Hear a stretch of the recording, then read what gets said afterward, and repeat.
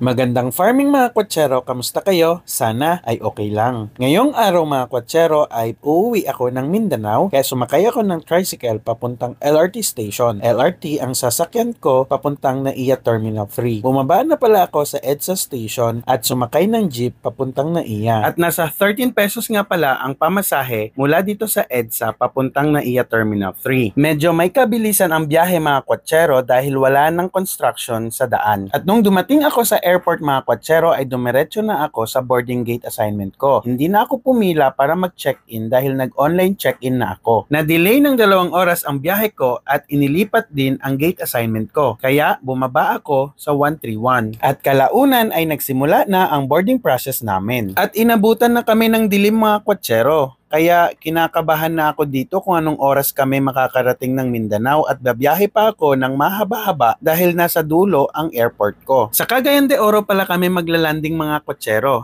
Ito yung airport na pinili ko dahil dito na lang ang merong murang ticket. At mula Laguindingan Airport ay sasakay ako ng bus papuntang Zamboanga. Kaya kinita-kita ko na kung anong mangyayari sa akin pagdating ko ng bahay. Panigurado, kailangan ko ng haplas.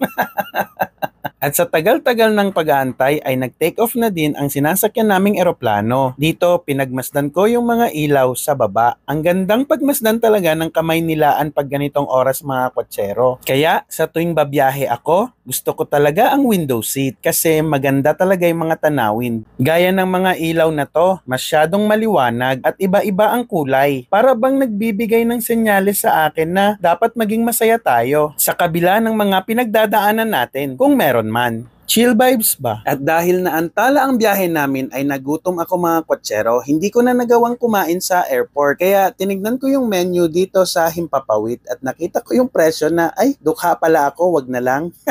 Busog pa pala ako. At hindi nagtagal ay lumapag na rin kami sa Laguindingan Airport dito sa Cagayan de Oro. Ewan ko ba mga kwatsero kung ako lang ba ito, pero sa tuwing bumababa ako ng eroplano. Thank you. Ingat kayo pabalik ng Manila. Thank you.